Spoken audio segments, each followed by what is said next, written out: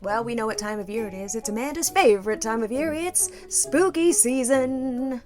It's spooky season. Before we go any further, though, I really have to give you credit or give you flowers, give you thank yous. Did she say pee? Yeah. I was like, okay, go ahead. I leaned back. Oh, you were in already. I'm trying to do something nice. You were like, Melissa, I'm at work. Okay? Okay, sorry. Continue. Can I just give you credit where credit is due? God damn it. Okay, yes. Sorry. It's okay. I just spent like the last 5 minutes making fun of you. So let me do something nice. So thank you for entertaining my enjoyment of, my interest in spooky season with this podcast. Man, last year you showed up in a costume for that Monday Night Live, and my little Halloween heart grew 10 sizes that night. It was so nice. So that was crazy. You're welcome, but that was crazy. Why are you so hateful towards Halloween? I told you how I feel about wholesome joy. But it doesn't have to be. It can be spooky and scary and like very metal. True, but yeah, it's just like pumpkin, fall, leaves, chestnuts roasting on an open fire. I'd be like, man, that's Christmas.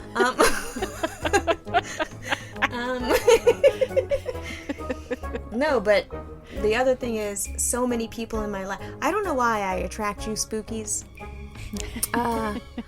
So many people in my life also love this. Mm-hmm. Like, get down with it. My friend Denise has always been a Halloween person. She also will go to a Renaissance festival dressed up, pull her baby out of school and go to that shit. Like, she is serious.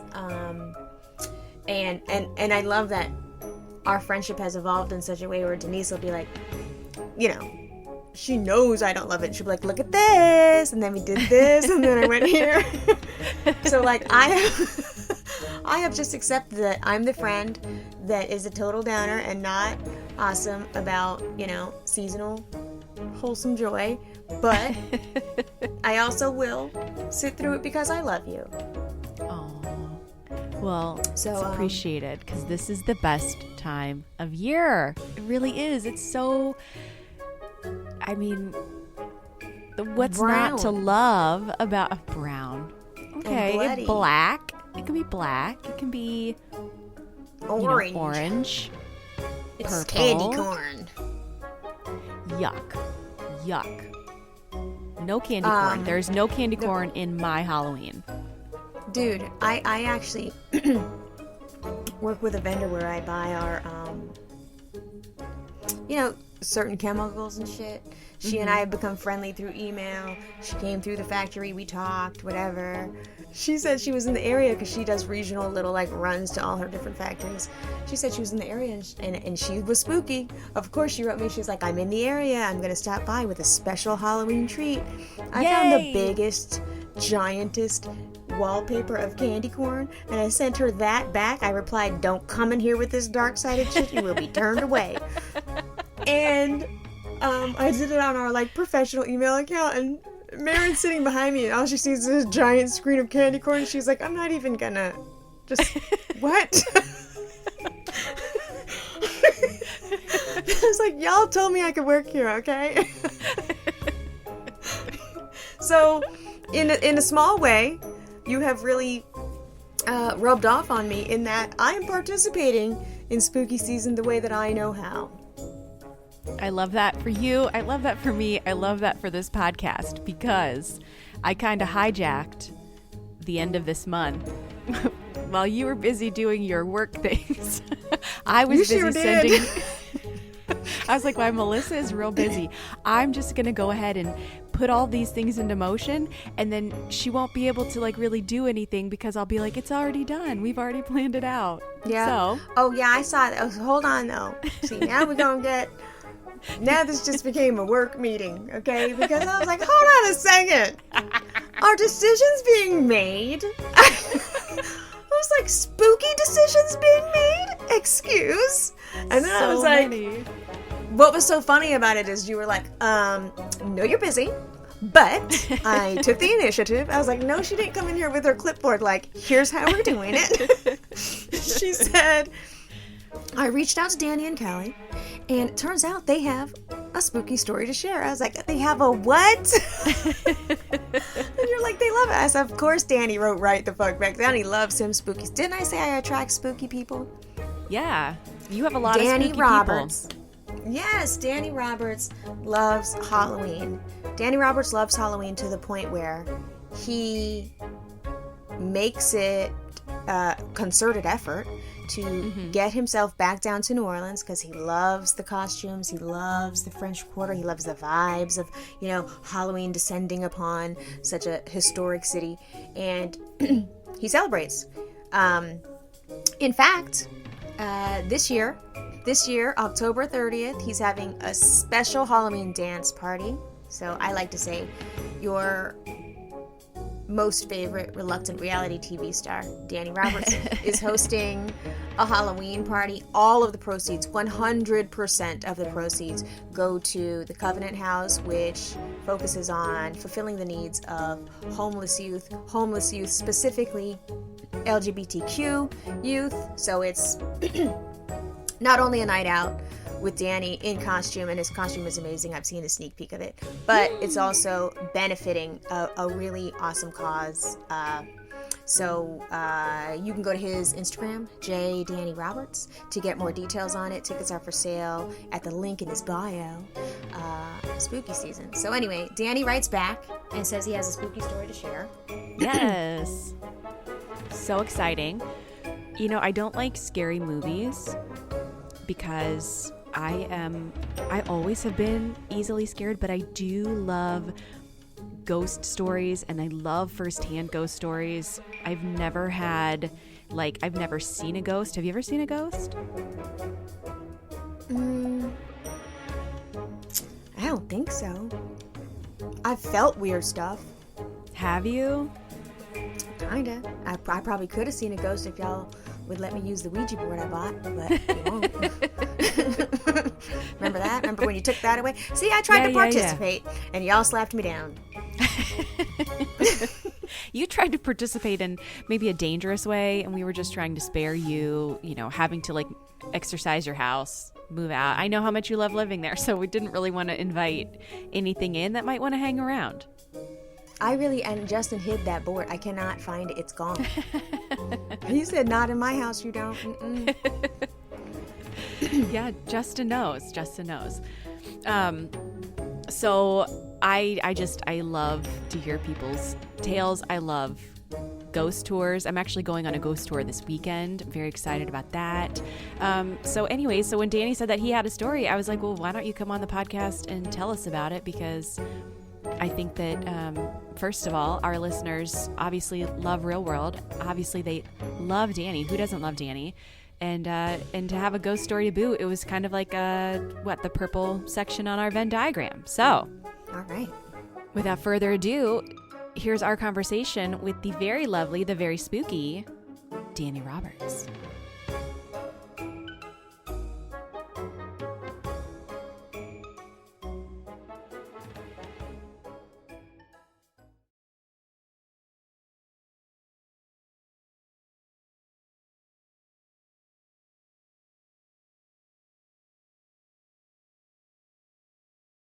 Let's clap.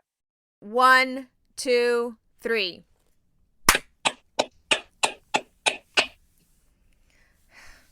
Yeah, oh my God, Danny Roberts.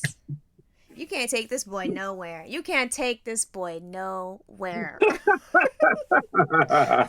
Okay, 1, 2, 3. Oh my gosh, he followed the instructions. We got one. It's very literal. It's something about people that have been on Real World that have real bad technology issues. Hi, Danny. I wanted to say first, thank you so much for coming on our show. This is my gosh, so nice of you. Thank you for taking time out of your Vermont day. Absolutely. This is my favorite time of the year. I love Halloween, and I actually, when you brought this up, I immediately thought, yes, absolutely, because I have one of the creepiest stories. It still creeps me out from Halloween when I think at this point I was probably 11 years old. It was the first year I was not going to go trick or treating. Were you too cool, or your parents said you're too old? um, Before we get in the story, though, I won't jump into it yet. Okay. No, you should jump into it. But what I was gonna say is like the through line here is Amanda absolutely loves spooky season to the point where like she's just been off on her own, producing this series of spooky shows, and she's like, "Come on, Melissa." So when she said she reached out and you were like, she texted me, she's like, "Danny has a spooky story," and I was like, "Of course that motherfucker does. He loves Halloween." I sure do. Danny has always talked about Halloween. He spends his Halloween in New Orleans. I want to talk about that real quick. It's just a thing that he loves, and I was like, when you had first said it, I was like, I do a podcast with this lady. She fucking loves Halloween. And he was like, oh. And I better be seeing you in New Orleans at Halloween too, Melissa. Oh my God. I'm not letting you off that one. I gotta get a spooky babysitter. Okay. You sure better, you better get on it. Amanda just went to New Orleans. Yeah, I did. Yes, you just went. I just went and we did a ghost tour and it was phenomenal. It was so fun.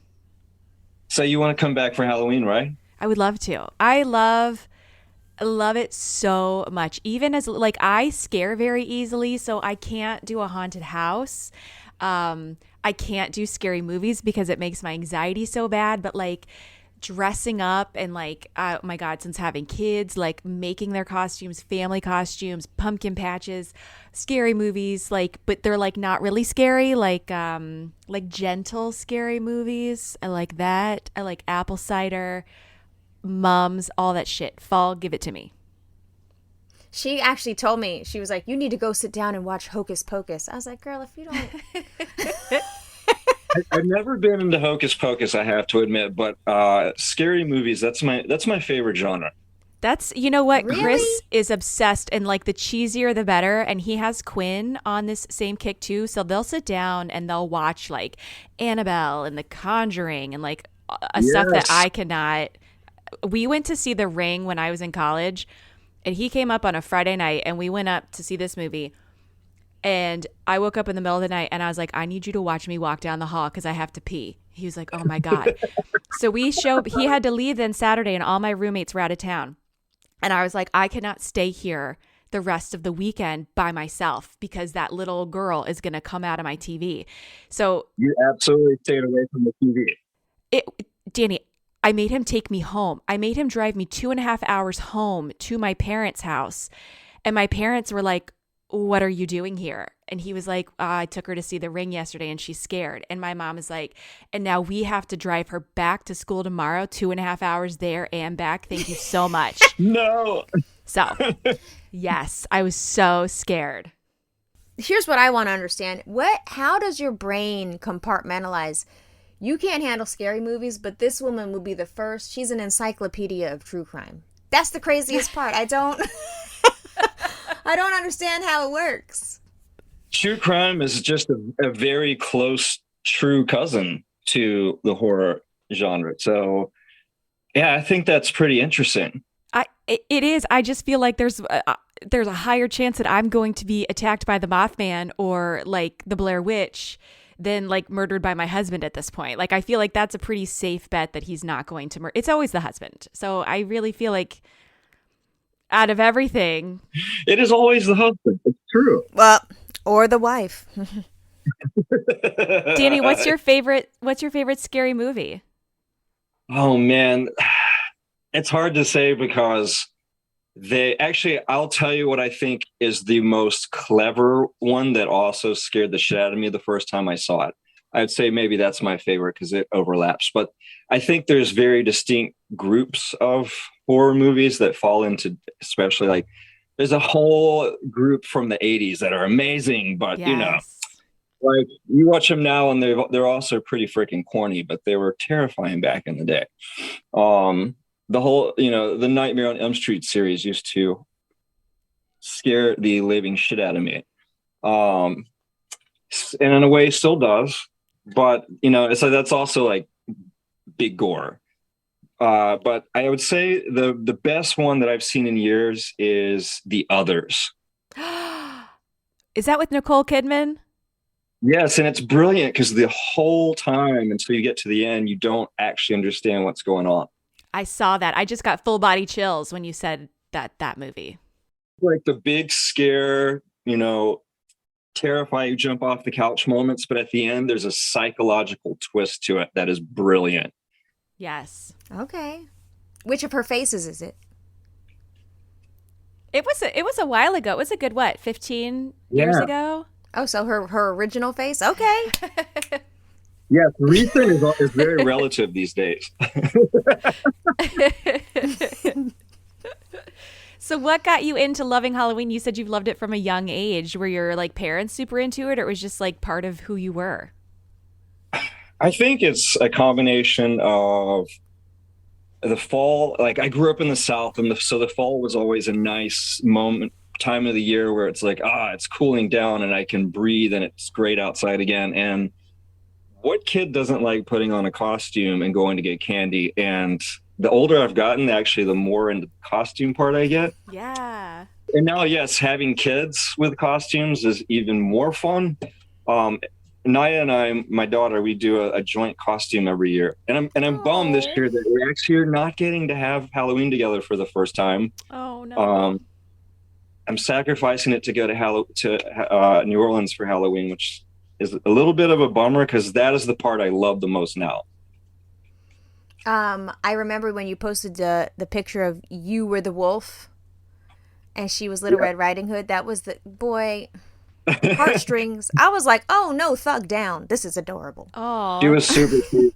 Yes, last year I was the big bad wolf dressed as the grandmother, and she was Little Red Riding Hood. Cute. And Halloween, that's our jam. She loves it too. Who doesn't like getting candy? I know. It's big here in my house. I like the going to the CVS 2 days later and getting the candy on a discount. I don't like procuring the candy during Halloween, but that's okay. Exactly. That's okay. Halloween gets better actually right after Halloween. Hold on a second, Danny. Do you eat candy corn? There's a right answer. I introduced Maya to it this year because she was very curious, but I told her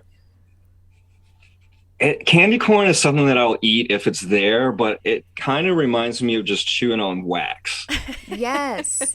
Okay. The right answer. You were not disgusted enough. The right answer is absolutely not. Yeah, that was wrong. That was the wrong answer. The right answer is absolutely not. It's so dark-sided. It's pretty gross, but there are like better quality candy corn out there if you get it from a high-end shop. Danny said you gotta get handcrafted artisan candy corn. Yes, you gotta get some fancy handmade, which is kind of oxymoronic because it's not what candy corn is supposed to be. Danny do be eating candy though. Danny's ass loves candy. You hear me? I have a problem. No, I packed a whole separate suitcase just for Danny specifically. They said homecoming is on. We're moving to New Orleans. The gang's all back together, and we were not allowed to talk prior to us moving into the house together. And for the most part, all of us were really following those rules. But the night before we moved into the house, I packed a special mini suitcase just for Danny. I unzipped it and texted him a picture and was like, this is what I got for our bedroom, homie. And he he was snacking every night. I think if you have a cavity, it's because of me. That's my worst problem is I start snacking and eating candy always late at night. Oh. Yeah. It's a horrible habit, but I cannot break it. I know. Remember when I tried to kill you with the Pockies? Danny also got gluten issues. I was like, oh, damn, oh no, sorry. Melissa. Yeah, that's not cute at all. So Halloween night, Naya falls asleep. What do you pilfer from her Halloween basket? Oh, yeah. So immediately I always have to hide it because that becomes a huge fight immediately. Like she won't nonstop, and it's a daily fight. I always dread that part. But I've already told her that she needs to be out getting Butterfingers for me. Oh. What? Who are you? Butterfingers are amazing. So good. Like highly underrated candy bar. Danny, do you want to start a Think podcast? You know a person. You really think you know a person? What are you talking about, Danny? Butterfinger absolutely goes in a pile to be thrown out. No, throw them this way. The problem with them, though, is when you eat a Butterfinger, it is impossible not to be covered in crumbs, and they end up being the kind of crumbs that glue dots of chocolate to everything. They're like little shards. Yeah. Yeah, little splinter crumbs. You can only eat a Butterfinger when you're outside walking in open space, not inside, not in your car. It's a terrible idea. I like. Danny said you got to be at Niagara Falls to eat. Hovering over the sink works too. I like to eat the chocolate shell off at first, and then eat the whatever that is in the middle. That beautiful orange, flaky. Yeah, whatever that weird inside is. I don't know what that weird inside is, but it's delicious. It's plywood. It's press board. It's particle board. You buy it at Home Depot. And it gets stuck in your molars. They build cabins out of it. Yes. And it sticks in your molars, and so you get to eat it for like an extra hour. You just keep okay, with your gross ass. You know really? it. Okay, wait, Amanda, what's your favorite? My kids always save me the Reese's Cups. Yep. Reese's Cups. And the Tootsie Roll, but it's got to be the long Tootsie Roll. Yes, because sometimes you get an anemic little skinny baby Tootsie Roll, or you get a really fat, smaller Tootsie Roll, but it has to be the really long thing because inches matter. But Amanda, I want to tell you something special about the peanut butter cup.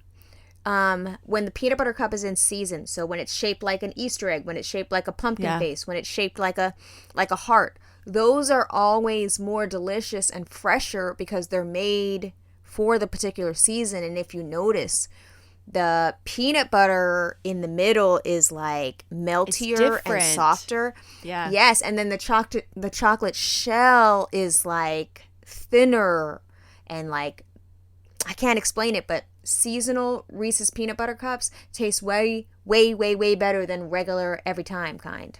That is a brilliant realization that I was debating myself last night at the store. Like, why do these ones that are for the holiday taste better? That's exactly it. They're not made to last on the shelf for a whole year. Yeah. Wow. Look at you. Brilliant. I put you on game, bitch.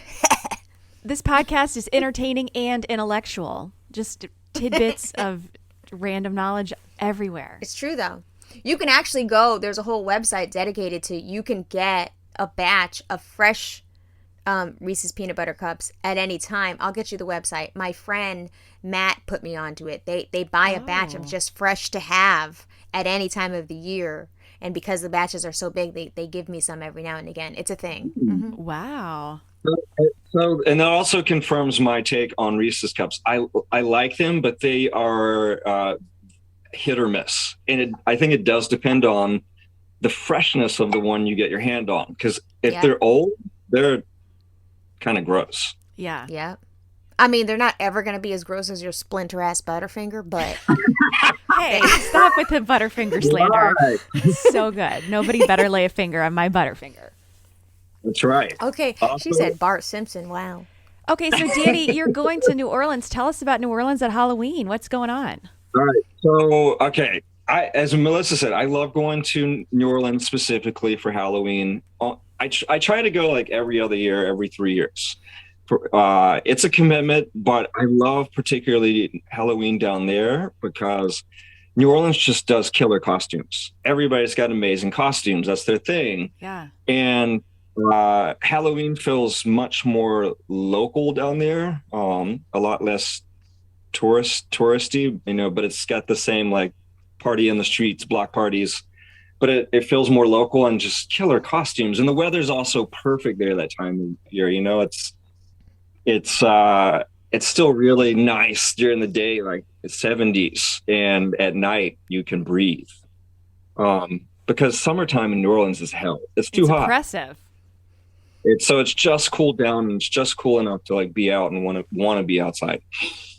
So I have always had this dream of having my own Halloween party down there, which has always just been a dream. But then this year, I knew right away when we all confirmed doing homecoming, I knew right then my goal from there was to make this happen this year. Yeah, so I'm having a Halloween party Sunday the 30th, and it's going to be at Always Lounge and Cabaret. Costume party, lots of fun stuff happening. Lionel's going to be there doing body painting for people that want to get naked and get super cool. And we have actually a few tickets that are left, and you can, if you go to my Instagram, J Danny Roberts, it's in my bio, the link to buy tickets. But all the money too is like, it's also an excuse to raise money, and we're giving it to all the revenue to a charity down there called Covenant House that takes in all sorts of homeless youth, but particularly they focus on LGBT youth. It's the majority of the homeless youth on the streets down there, so it's kind of like also my little way of paying it forward. So that's fantastic.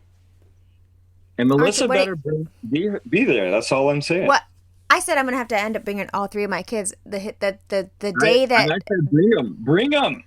Oof. We get Victor. Call Victor. Victor can come babysit. I'll help you watch him. Victor's trying to be at the party. The day that the party happens, Justin Beck happens to be in Vegas. So when Danny told me about the party, he was like, I'm having a Halloween party. You better come. And I was like, boy, I don't be doing Halloween. He's like, you better come. Like, didn't care that I don't be doing Halloween. He said, okay, and that has to do with what? We don't care.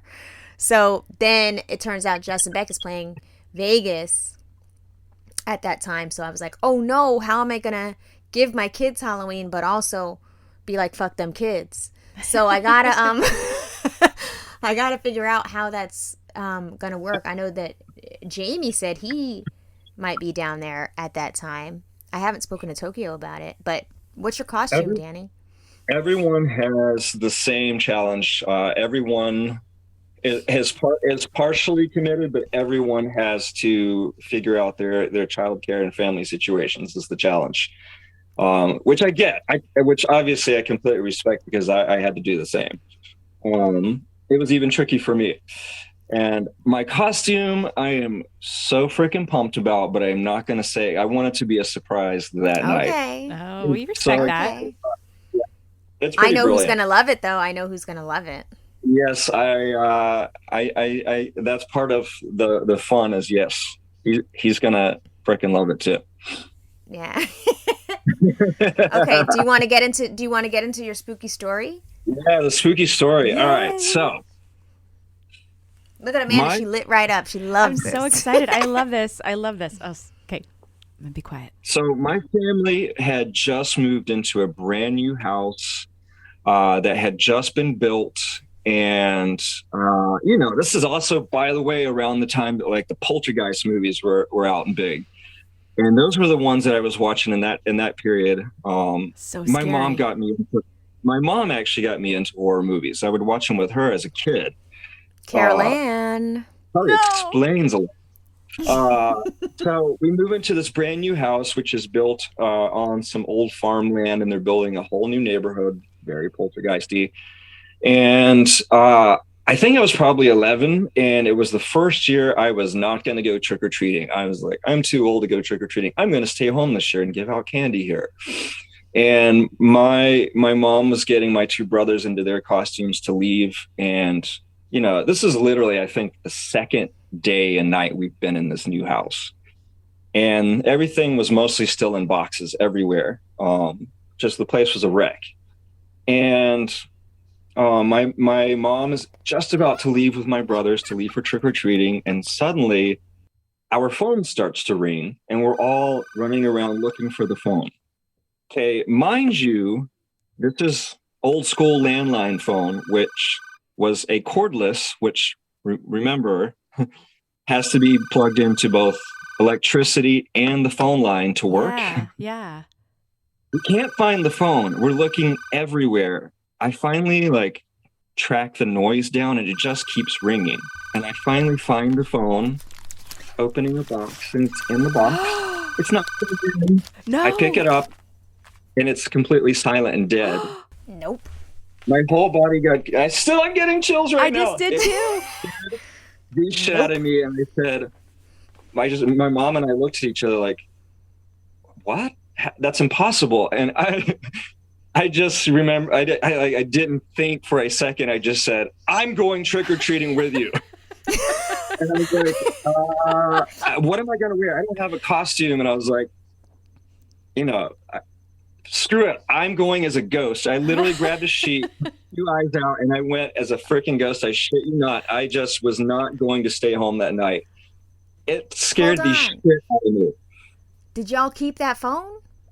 We sure did, but let me tell you something. For the next few years that I finished growing up in that house before I left for college, endless strange things happened at that house that I still can't explain to this day, that I won't go into now, but it was like, that was the first, like, right away, strangeness started.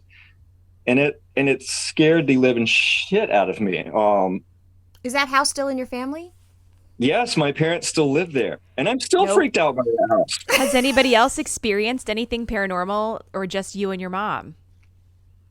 For a long time, I thought I was the only one, but then my brother and I experienced something together one night, and it scared the shit out of both of us. And then he admitted to me, like, lots of strange things happened to him in that house too.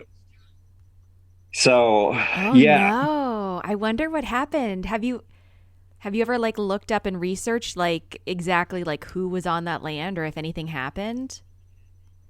For as long as I am aware, it was always just a pasture that was part of a huge old farm. The original farmhouse from probably the mid 1800s is probably about a mile away. So this was what was originally just part of this huge farm. And there was nothing ever there that I know of. But, just like poltergeist, who knows what the natives may have had there in the day. Yeah. Or there's always the stories that the spirits actually are attached to someone and come with. Right. I know. It's not always the home. Yeah, it's not always the home. It can be attached to you. Sometimes it can be like, what do they call it? Like residual energy that just is lingering in that space. Well, see, y'all are tripping. Okay. Listen, to add something creepy to this. So I went to this month-long spiritual meditation retreat years back. And the healer that was there actually told me, like, you've had a dark spirit attached to you for much of your life. And I was like, can we just not discuss this any further? Hold on a second. How though? Because you were so sparkly and like lovely, and you have this really like sexy lopsided smile. Like, where was the darkness coming from? How? I'm trying to understand, was like, though, for real. Danny is hot. I'm gonna hang around. The demon I'm serious, was trying you to don't catch seem him. like you have dark energy. It's been like a monkey on my back. That's what the spirit guide said. Well, you can have like a low vibe time, and they can attach to you during a time where like maybe you're depressed or sad or like, having a moment. They can come in and attach to you apparently. Or maybe you were eating low vibrational plates. That's a whole deep inside joke that nobody's gonna understand. Anyway, what? First, I want to discuss. What do you mean month-long retreat? Where? For a month, 30 days? Oh my God, this is a whole other story, but we'll tell this one. You can watch the story about this place on Netflix. No, you didn't hang out with Teal Swan, did you? No, so it's a guy named the Brazilians call him John of God. Like, I've seen that. Yes, I went there years ago, and wait, pre or post show? Oh yeah, this was probably now. I would say this happened, I don't know, 6 years ago. Oh, baby was still actually searching for answers. Okay, go ahead. I actually went with a friend who talked me into it, and I was pretty skeptical the whole time, but I went and forced myself to be open minded. I will Oh my say God, that sounds like trying out for the real world. Going with a friend talks you into it. I'm gonna be open minded. Continue. Leave I with the will demon. say there was something to so much of it was just centered around meditating, and I had never meditated in my life, nor had I ever thought that I could actually sit still and meditate for any chunk of time. But I actually got myself into it down the year, and there was something to say about quieting your mind. It's like the most quiet and peaceful my mind's ever been, and that definitely tapped into something that I absolutely believe in. But the guy, I was skeptical of him the whole time. And yes, as it turns out, once you watch the documentary, it's insanely fucked up. The guy was exactly what it was not a surprise to me.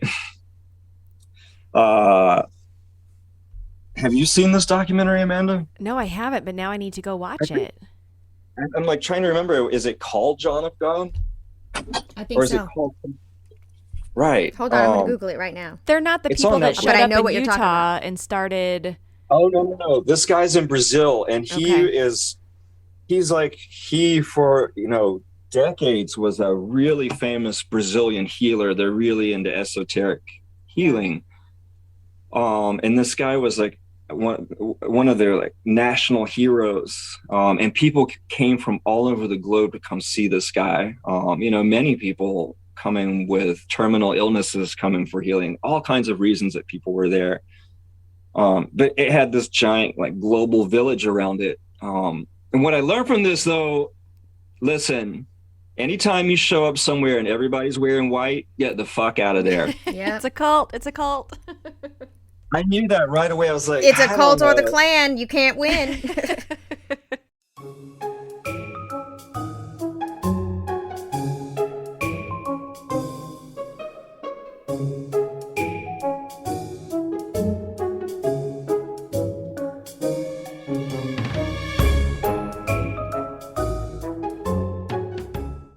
Do you ever take any like ghost tours, or have you ever like stayed in any like known haunted hotels or Airbnbs or Yes. bed and breakfasts?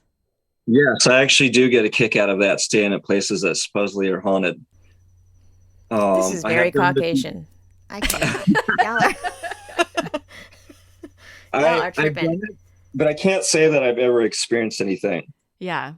Um, but I do feel like when I walk into places, I can feel energies though. And I definitely like, and if I felt a dark energy, I don't think I would be. I wouldn't do that. Yeah. Have you ever had any experiences while you were in New Orleans? I mean, New Orleans, just the whole place feels haunted. But no, I don't recall anything really odd happening there. I kept waiting for something odd to happen in that house, the Belfort that we originally moved in, because that place we found out had been a funeral home at some point. Oh. And that creeped me the hell out. Yes. Yeah. For Yeah. years, that place had been a funeral home. Oh no. And then we moved. Grand foyer. Yeah, it was set up like that too, with the grand foyer. So to the left, remember it was the library, and then that pool table, and then to the right was the big living room, and then that weird where they just kind of like bootlegged a kitchen, because that was like not a functioning kitchen, but it was like a big gallery. Yep. And then there was the upstairs where each room didn't have a door, right? It was just those curtains, and then that weird bathroom, which felt really like a commercial space, not a residential bathroom. That weird ass bathroom with the stalls. Yes. It was just like the kitchen. It had just been sort of plumbed in and thrown in. It wasn't really there. Yeah, and they didn't plumb it very good, to be honest. That plumbing was terrible. So I was happy when we came back to homecoming that it wasn't that house, because I was like, I am not dealing with that as a 50-something with issues. Danny, I actually had not. I'm just putting that together. I didn't know that was a funeral home. Yes, I remember. I can't remember who it was that told me that. it was at one of my interviews offsite at some point. Like maybe it was Victor or somebody, but I was like, "Are you kidding me?" And no one mentioned this to us. That's creepy as That hell. would have been like really critical information. Well, I mean, it is where our youth went to die, so it made sense.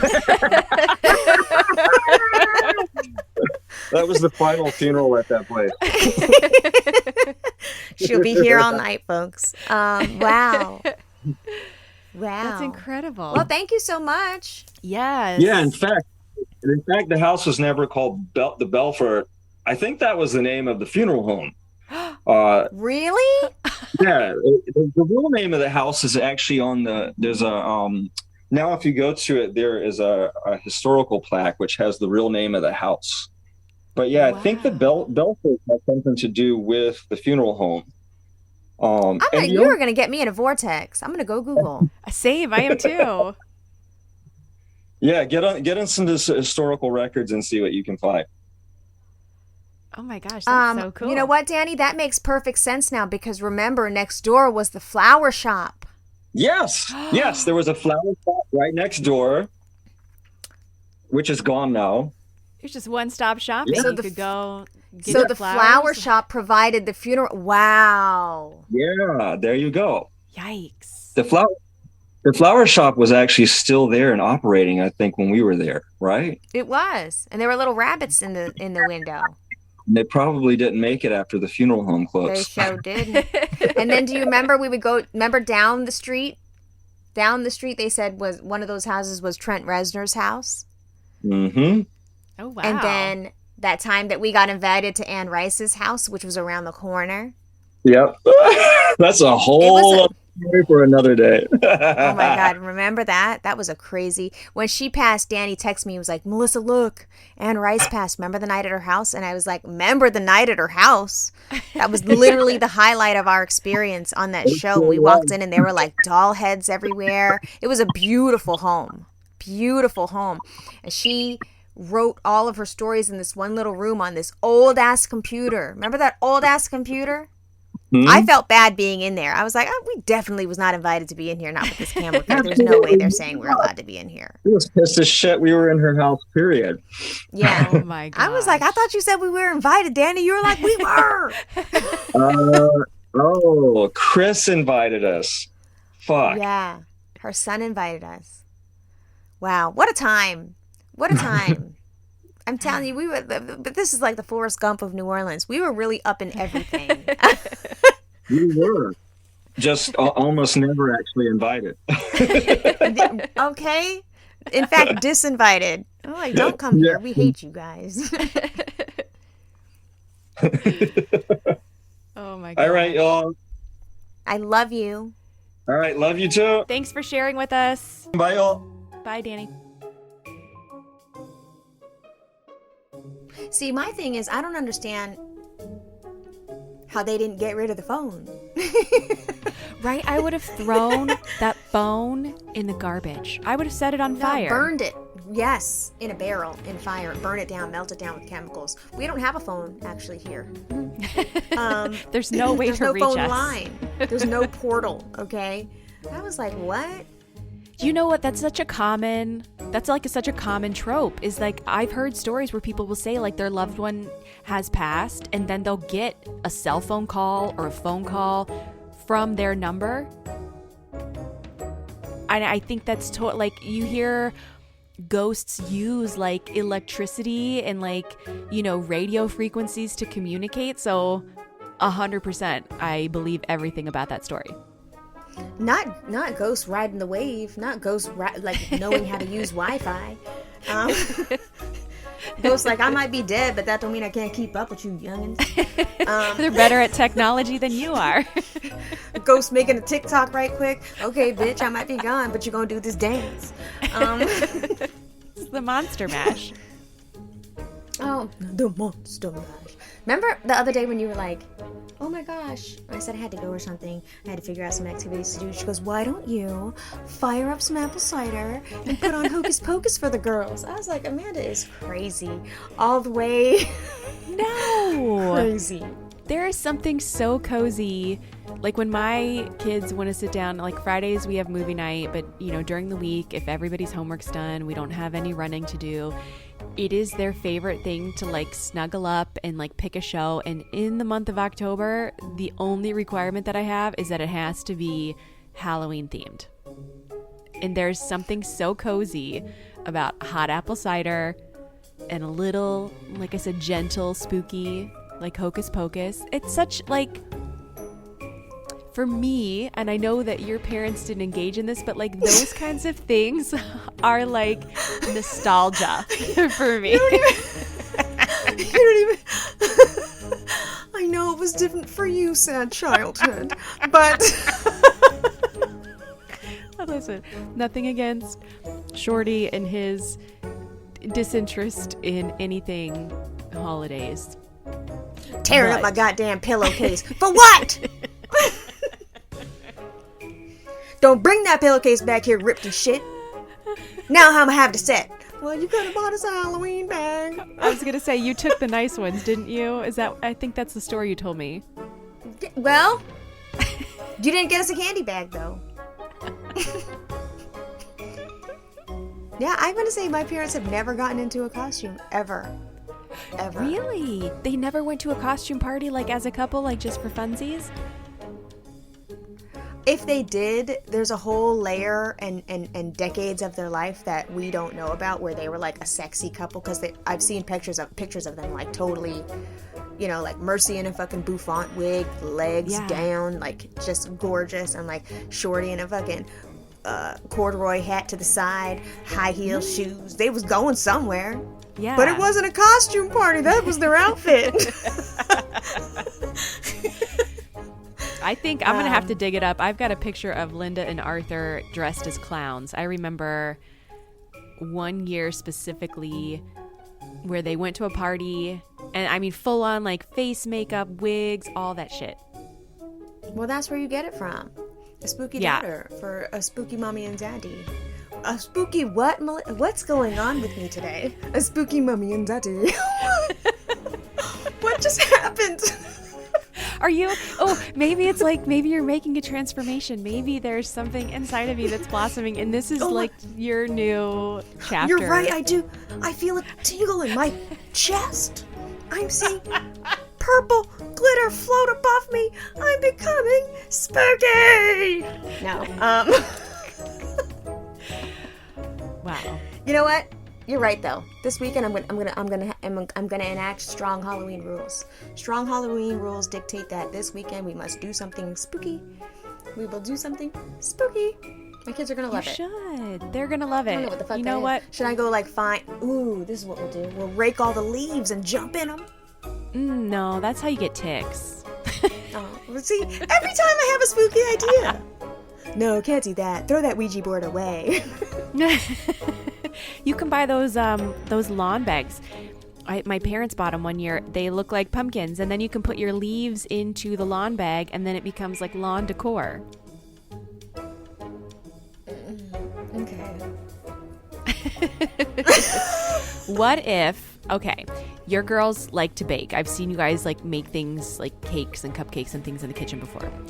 You should go onto Pinterest, find a really easy like Halloween dessert, and then on Saturday afternoon you get together, everybody hands in, makes a cute little dessert, and then you save it, and then after dinner you watch your Hocus Pocus or like Nightmare Before Christmas. That's another strong family favorite. And you sit down. Here's gonna go, that's breaking the rules. That's Christmas. We're Jewish. Okay, or not. Edward Scissorhands. Or, you know, any movie that takes place like during Halloween. It doesn't necessarily have to be something where Halloween happens in the movie. And then you just sit down, you enjoy your little Halloween treat and your little movie. Maybe it's chilly and you put a little fire in the fireplace. It's just like a little cozy moment. You're making these nice little memories for your kids. Okay, I'll report back. I'll see what I come up with. Okay, deal. Do you remember in that part of our conversation with Danny where he said that the Belfort used to be a funeral home? Girl, that blew my mind because I was like starting to think about the layout of the house. And I was like, bruh, this was a fucking funeral home because there was a flower shop next door. That was true. And don't you think that they should have told us that? We were just staying in a place where there was hella dead bodies. Like, come on. Well, yes. If true, they should have disclosed it. However, while New Orleans is very haunted and scary, and there are so many ghost stories from that area, unfortunately, I looked up the history of the Belfort when we were done, and it was never a funeral home. Actually, there are no ghost stories attached to it at all, period. Hold on. Not Amanda with the actually. Danny is mistaken. You also were just lying. I mean, it's a great story, and I would love to believe it. And I think that would be a cool aspect to it. And there really are. I mean, gosh, you can just like throw a stone and hit a haunted house in New Orleans, I feel like. But 2618 St. Charles Ave was most decidedly always either a single family home or a multifamily home until it went into the real world history of real world houses and then back into private residence. Hold on a second. So never a funeral home. Never. It was actually built by this man named A.C. Hutchinson, and he and his wife lived there, and they actually bought, like, I think between 3rd and 4th Street on St. Charles, they bought that whole area, and she had, like, all these gardens, and she had stables and a greenhouse, and then when he passed in 1902, the house was actually bequeathed to this guy named, what's his name, Joseph, and so he was there for a couple years, and then in like 1917 the house was turned into multifamily, and it actually stayed multifamily and it became the Belfort until 1995, and then this other guy bought it and started making it a single family home, and then real world people found it. In 10 weeks they fucking turned that house in 10 weeks into the place that you guys lived in, and then it took like 4 years to turn it into like a normal house. Hold on a second. Yeah. Not Amanda, the house historian. You mean to tell me it wasn't the Belfort till I thought it had like a historical name. I thought Belfort was like from some 1800 shit. Yeah, no, it was actually called the Hutchinson House. And that's not as cute. And the Hutchinsons actually were like huge philanthropists. Their names are all over buildings at Tulane, like in the medical school of medicine, I guess. Yeah, so I think it became known as the Belfort like in 1917, and so then from 1917 up until you guys inhabited it, that's what it was. Who made that up? I don't know. I just let me cite my sources: realworldhouses.com, hot1047.com, and Wikipedia. That's where I got my information from. Not Amanda said, let me check my work, so I did. Well, I thought it was so interesting, and I was like, wow, if it was really haunted, that would be really cool. Unfortunately, not haunted and not a funeral home. Damn, I was just vibing with that story, going with it. Just adding shit to it. Well, I felt really bad finding that out, and I didn't really want to like burst his bubble. I mean, it would make sense like to have that florist next door, like that would be a really sick story, but not the case. Wow, you learn something new every day. I'm gonna go try to plan my spooky weekends. Okay. And I'll update Summon you some when ghosts. I have one. All right, yes, yeah. That'll be good. I think your girls will like it. Have they picked out their Halloween costumes yet? Yes, Shira is going to be a very girly veterinarian. Cute. And just a random pink outfit made for a toddler. The pants are all high. That's what she wanted. Like Doc McStuffins? Yeah, she doesn't even watch Doc McStuffins anymore. She just suddenly started taking care of all her stuffed animals in a weird overnight way. She just decided she wanted to be a veterinarian. Can't even pronounce the shit. She was like, yeah, that. And Maja is very into purple right now. So she's going to be a purple butterfly. What are your kids? Oh, wait, are you doing a family costume this year? Oh, gosh. Lennox. We're going to do a family costume with Lennox because now Quinn and Bennett, I think for the last couple of years, they've been wanting to do their own thing, which is fine. I don't want to, make them hate me because I'm like, no, we're going to do this instead. So right. Quinn is going when you see the little kid going as Cardi B and Offset, like, what? They don't want to be that. They don't want to be that. Assholes. Maybe if they're babies, you could do it when they're babies, but I feel like when they get opinions, it's time to let go of your creative art director license and be like, it's okay, you can be whatever thing you want to be. So Quinn is going as Freddy Krueger. Oh, wow. And Bennett is undecided. Lennox has had... I think we're now on our fourth idea. So currently he wants to be Finn from the cartoon Adventure Time. And I was like, well, that's cool because Daddy and I could also be characters from Adventure Time. So I think that's maybe where we've landed, but I'm hesitant to buy anything because literally every day he changes his mind. So we'll see. Girl, you're losing time. I can come up with something quick. The costume that he wants is literally a blue shirt, shorts, and this hat that has ears on it and a green backpack. It's not hard to get what I need. And I can make my costume and Chris's costume pretty quick. I just need a day. So we'll see. I'm not worried. I just hope the weather's good. I hate it when we have bad weather.